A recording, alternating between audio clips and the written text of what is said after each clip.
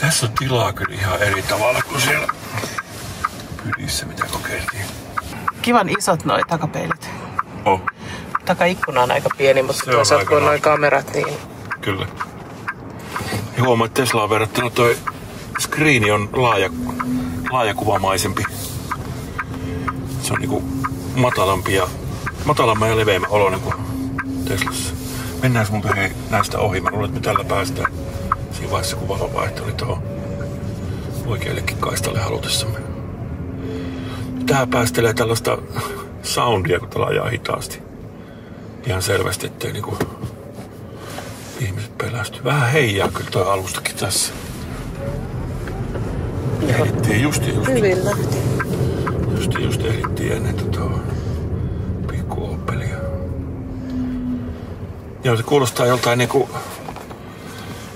olisi tommonen joku laiva karilla ja valuisi siitä hitaasti niin toi varoitusääni jalankulkijoille. Eikö se ole? Vähän sen tyyppinen.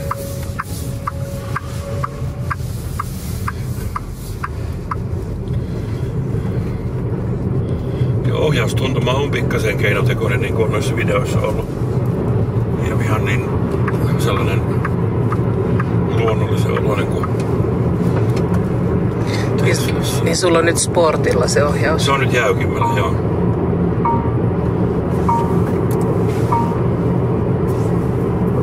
Ja tässä on nämä nopeusrajoitusvaroitukset.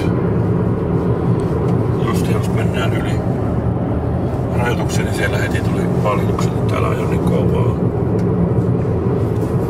Alusta on selkeästi mukavuuspainotteisempi kuin tuossa Teslassa, missä tässä on noin lasinpyyhkimet.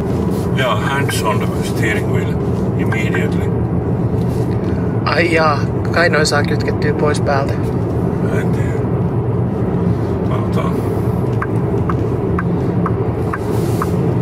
Ei tunnu kyllä vauhti missään ja menee tosi pehmeästi, että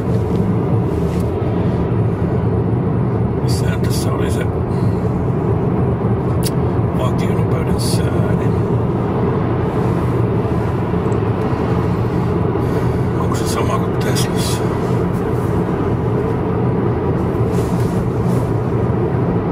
No. Vakasti säätää volyymiä. Täältä voi säätää kuinka kovaa ajetaan. Ja kyllä me ehkä just ehdittais käydä Porvoon motorilla pikkulenkkejä ajamassa.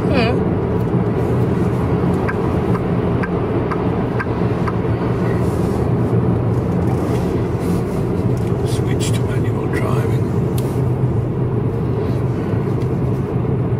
Kaasun tuntuma on kyllä hyvin herkkä. Siis ihan niinku mikrometri tasolla. Omille pitkille koiville toi pedaali voisi olla vähän kauempana tässä syvemmällä tuolla. Niitä siis istutaan silleen niinku tuolissa eikä silleen niinku aurinkotuolissa niinku Teslassa. Joo, tää on. Ja siitä on kyllä se etu, että selkeästi tuntuu toi reisituki tuntuu paremmalle. Vaikka mä en sitä edes säätänyt vielä. Ei sitä hirveästi saa kyllä säädettyäkään enemmäksi. Mutta on jotenkin... Joo, taas se huomauttelee. Tuolla on toi kamera, joka vie päämajalle tietoa. Täytyy vissiin vähän ohjauskliikettä korjata aina, kun se alkaa valittaa. Ja vaikka on tällainen aika korkea tää pönikkä tässä, niin tää ei tunnu sellaista häirittävältä tällaiseltakaan isolta kaverilta. Ja siellä allahan on joku tavaratila, sinne mahtuu lastenvaunut ja turvaistuin tai jotain. Sitten tossa sun käden alla on aika iso syvä niin on. luukku. Iso syvä luukku.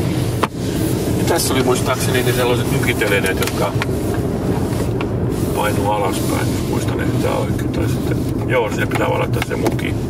Siellä on tommoset niinku pidikkeet. Ja ovi aukeaa tuolta, ikkuna tosta. Hyvä tasku. Aika kivan tuntuiset on nää niin kun... Täällä on tällaiset kangaspinnat noissa. Kyllä äänentoistoonkin voisi vähän jotenkin kokeilla, että...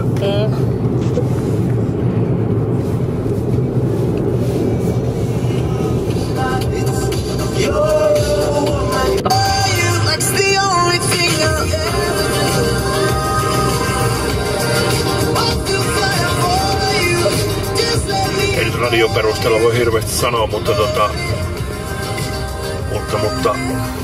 ihan jämäkän tuntuinen basso ainakin on. is.fi. Tää tosiaan valuu, tää ei pysähdy, kun nostaa kaasun. Jalan kaasunsa, tää jää valumaan. Mutkassa menee mukavasti. Ei tunnu, että In 2 kallista kilometers, take the exit 53 toward Helsinki. No volyymella saadaan se pois. Joo. Tässä on hyvä. Tää on niinku mukavuuspainotteisempi tää alusta, mutta tää ei oo semmonen lullapulla niinku siinä pydissä. Mutta on kyllä ihan älyttömän hyvä kuva tosta kamerasta. No. Rengasäänet tulee vähän sisään, kun ajetaan 90. Tai siis 80 tietysti, kun on 80 rajoitus. Luonnollisesti. Mutta ei pahasta. Driver drowsiness warning. Ei nyt tarvii sellaista jo ehdotella. Kyllä on turvavarusteita.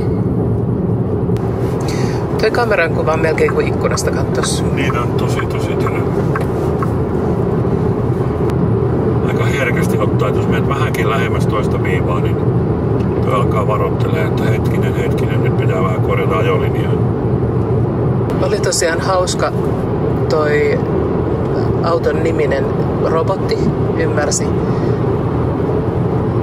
puhujan äänestä, missä hän istui ja totteli käskyjä sen mukaan. Joo, myyjä oli takapenkillä oikealla ja jos pyysi laittaa sieltä istuinlämmityksen päälle, niin robotti laittoi. Englantia pitää osata. Kyllä. Ai niin, osaiskohan se muuten... Hi Xpeng. Hey, Please turn off the navigation sound. could you please say it in another way? I'm not sure I understood correctly. Hi Xpeng. Hi. Can you turn off the navigation volume? The navigation broadcast is muted. Aika hyvin. Ja hauska toikin, että se opettaa ne omat terminsä tossa, että mitä se ymmärtää Niin, nopeasti. kyllä. Joo, mutta siis moottoritien nopeudessa ajaminen tuntuu ihan kuin istuisi olohuoneen sohvalla. Joo, myös tässä pelkääjänä. Todella. No nyt tää pysähtyi, kun tultiin vähän ylämäkeen, niin Joo. ei tarvinnut painaa sen jarrua. Se ohjaustuntuma kaipaisin vähän sellaista tuntumaa enemmän. Ratti on muuten ihan mukava tuntunen. Keskittää kyllä hyvin, että ei oo... Siinä ei oo mitään ongelmaa. Mun ohjaustyylillä, missä mä pidän yleensä kiinni vain yhdellä kädellä, niin tää on kyllä ihan hyvä, että ylä- ja alareuna on tommoset melkein vaakasuorat. Saa hyvän otteen. Ja tuntuu yhtä tehokkaalle kuin toi nykyinen. Toi on itse asiassa ihan pikkasen nopeampi kai kiihtymään, mutta alustasta johtuen niin ei tunnu toi vauhti ihan yhtä kovalla. On kyllä hyvin miellyttävää istua tässä ohjaajan paikalla, kuskin paikalla. Ja tässä pelkääjänä. Vois niinku kuvitella kyllä, että tällä voisi Euroopan läpi ajella ihan lepposasti rasittumatta. Nyt mä laitoin ton automaattiohjauksenkin päälle, että se näköjään toimii samalla tuplaviiksi nykäisellä kuin Teslassa, niin katsotaan kuinka levottomalle se tuntuu. Ratti tekee pientä liikettä koko ajan täällä, tuntee sen. Tietää tavallaan, että se on niinku koko ajan ohjaksissa, kun se koko ajan pikkasen liikuttaa. hyvin tällä säällä ainakin näyttää pysyvän kaistojen välissä. Nyt on kyllä tosi vahva ehdokas seuraavaksi autoksi. Ja tää reagoi heti näihin nopeuden muutoksiin. Se mua jotenkin häiritsee aina vähän tuolla. Varsinkin siinä kun ajetaan vakkarilla Teslalla, niin siinä on aikamoista viiveitä aina kun vaihtaa kaistaa. Esimerkiksi lähtee ohittaa autoa sen kanssa, niin siinä menee muutama sekuntia, niin kun se lähtee kiihdyttää uudestaan.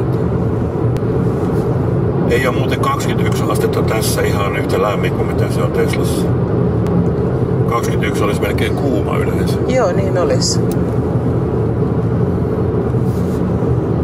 Ja mullakin on kuitenkin lämmin takki niin päällä. Niin on toppatakki päällä.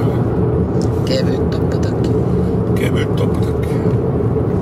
Katsotaan miten tälle mutka onnistuu. Vähän jännittää. Hitaasti töyssyyn.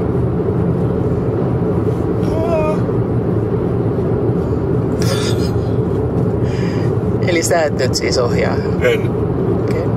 Okay. Vähän silleen villiä ihan uudella vehkeellä mennä jyrkkään mutkaan, mutta ja mä pidän vaan kättä tässä niinku valmiina. Kyllä tunnu valta. Nyt se pudotti itse asiassa pois ton näköjään ton automatiikan. Päätti itekin, että tähän mä lähden. Joo. Tää on silleen helppo kyllä Tesla-kuskille, kun noi vaihdeviiksen toiminnot on täsmälleen samat kuin mitä Teslassa. Käyty kopioimassa huolella. Joo, ja muutenkin tää niin kun jotenkin tulee, kun tässä on hirveän vähän mitään. Niin rauhallinen tunnelma on kanssa, joo. Kyllä. Ja sitten tuulilasi tuntuu korkeammalta. Niin kun näkee hyvin eteen ja samoin sivuikkunat on korkeammalta. Joo, niin on. Ja tässä on myöskin kaukahva. Toisin kuin Teslassa. Joo. Kuskilla ei luonnollisestikaan ole, koska kuski pitää kädet ratissa. Niin. Sitten jos tarvii autopilotin kanssa kaukahvaa, niin sitten on ehkä menty vähän liian kovaa. Se olisikin aika jännä. Joo. Joo, tässä ei pääse kyllä nukahtaa. Kyllä joku pimputus auttaa heti, kun on vähänkin liian lähellä toista kuin reunaviivaa. Onkohan tässä jotain muuta kuin vaimomoodi, joka naukuttaisi vähemmän? Kaasunkin alkaa tottua, kun on vähän aikaa ajanut, ettei ole niin levottoman tuntunut enää. Joo, kyllähän tällaisella voisi mennä vaikka tosiaan Euroopan halki takapenkki täynnä porukkaa. Kyllä. Sielläkin saa vielä selkänojaa kallistettua, niin Joo. Ja takakonttiinkin mahtuu vaikka mitä. saa teinit ottaa unet siellä luurit päässä, jos ei jaksa katsella maisemia. Jarrutuntuma voisi olla vähän Joo, se oli aika jäykempi. tommonen yllättävä. Oliks täällä drive? Brake pedal wheel sport. Power responsinkin olisi voinut pysähdyksissä vaihtaa näköjään sportille. Eli tää ei ole vielä nyt tuolla. Ei ole niinku sähäkin moodi päällä tässä. Et saa vähän urheilullisemmaksi ton kiihtyvyyden vissiin vielä. Että vaikka ihan hyvin tälläkin jo pärjäs. Käyttöliittymä on tosi responsiivinen, ei tarvi odotella, että jotain tapahtuu. Että heti. Joo, ja tuohon sai valikosta lisää noita toimintoja vedettyä hyvin helposti. Joo, se on sama kuin Teslassa. Että siellä on kans toi suhteellisen helppo hahmottaa tää vehjes. Tossa on. Kyllä se on samalla tavalla toikin lasipyykkiä täältä painamalla, mutta tuolla on myös sitten, täällä on niinku ihan fyysinen nappi, mistä voi säätää sitä. Joo, tää on kyllä suunnattu niin. Kyllä. Ne on arvannut, että että joku omistaja jossain vaiheessa rupeaa vähän sekoilemaan. Ja sit tässä on nimiä mainitsen. Tässä on myös tää niin kun, tää on täällä näytön alla tää ilmastointiventtiili tässä keskellä. Ja sit tossa on ja sivuissa omat. Oi, vähän vielä polkimen paikkaa hakuisessa. Tää on leveältä. Jää, mutta yllättävän paljon keinuu tuolla tää auto, kun painasi tuolla jarrua oikein kunnolla. Vaikka se ei ajossa tunnu yhtään lullalta, mutta sitten kun yhtäkkiä painasee, niin pikkasen jäi keikuttaa. Tää toimii kyllä tää yhden polkimen ajo, niin tässä ajoaikana hyvin, että pystyy hidastamaan muuttukin. Siinä ei tule sellaista oloa, että tarvitsisi olla enemmän hidastuvuutta. Kukaan muistaa vaan painaa sitä jarrua pysähtyessä.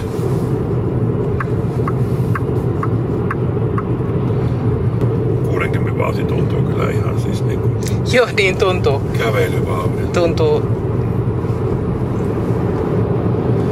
Tuntuu hyvin hiljaiselta.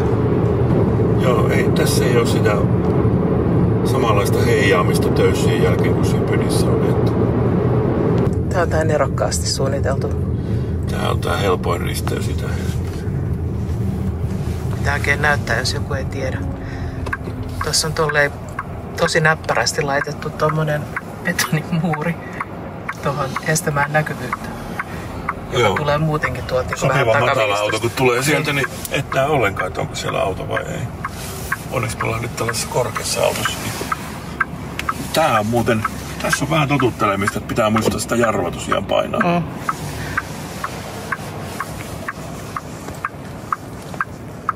Sieltä tuleekin monta autoa nyt putkeen. Mutta täältä näkee kyllä.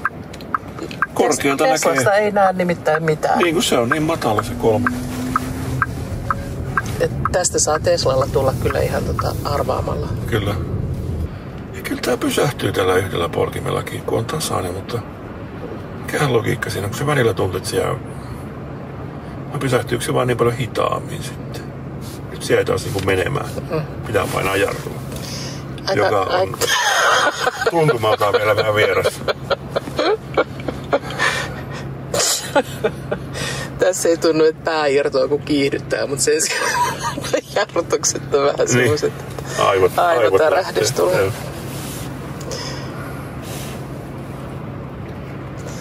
Mitä tää sanoo, että nyt olisi 402 kilometriä. Paljonkohan tässä oli prossia, kun lähdettiin, se näkee videolta. Niin ei se ihan vastaa varmaan kyllä. Kuluttaa varmaan tällä saalla vähän enemmän kuin mitä toi kilometrinäyttö väittää, että ei tosiaan tahallaan vähän kaivon kansien päältä, kun niitä harrastetaan. Joo, aika pehmeästi mennyt. Ei paljon häiritse. Nyt tää taas on sitä mieltä, että voi melkein pysähtyä. Pitäkää kiinni hatuista, ne kohta jarrutetaan. Noin. On aika herkkä tuo jarrutuntuma kyllä. Isolle vahvalle jalalle. Ja sit kohta päästään testaamaan sitä automaattiparkkeerausta. Ai niin, se tuli tuolta. Se oli tuosta tähtinäppäimistä. Ratissa. Sitä piti ihan lyhyesti vaan painasta, mutta ei painasta vielä. Ei vielä. Mennään ensin oikeaan pihaan. Niin se myyjä sanoi, että tää etsii paikan. Niin se varmaan pitää valita tuosta näytöltä, että mihin haluaa pysäköidä niistä vaihtoehdoista, mitä on. Että mä luulen, että siinä on joku sellainen. Että ei voi siinä vaiheessa vielä lähteä kahville, kun päästään. Luultavasti ei. Joo, kyllä tää korkeammalla autolla ajaminen on aina jännä sellainen, kun on ajanut pitkään matalalla, niin sitten tulee sellainen niin kuin olo, että näkee paremmin. Vaikka mulla on ollut aikaisemminkin, mulla on ollut tila-auto, mikä oli selkeästi korkeampi kuin toi nykyinen, mutta kyllä sen ymmärtää, mikä psykologinen jekku siinä on, että ihmiset ostaa korkeita autoja. Niin, onhan tää nyt vähän parempi ihminen.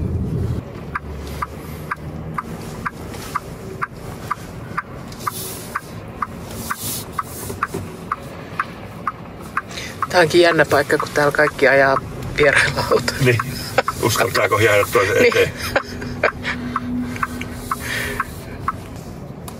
Niin, toi myyjäkin sanoi, että tää haluaisi niitä viivoja. Niin. Mut kun niitä ei oikein oo. Tai kun takana menee joku. Peruutetaan sitä nyt sit ihan. Ei.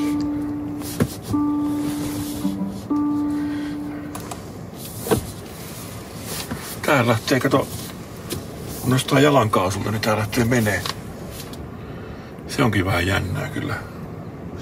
Se käänsi peilit itse. Joo, kyllä mä uskon, että tää osaa pysäköidä, mutta tässä ei ollut nyt niitä viivoja tarpeeksi. Hirveän niin. Hyvät kamerat on kyllä. On kyllä. Todella hyvät. Kato, miten noi on parkkeerattu noi autot. Niin. Miten sä... Niin no. Tää oli oikein mukava kokemus. Erittäin potentiaalinen vaihtoehto seuraavaksi. Joo.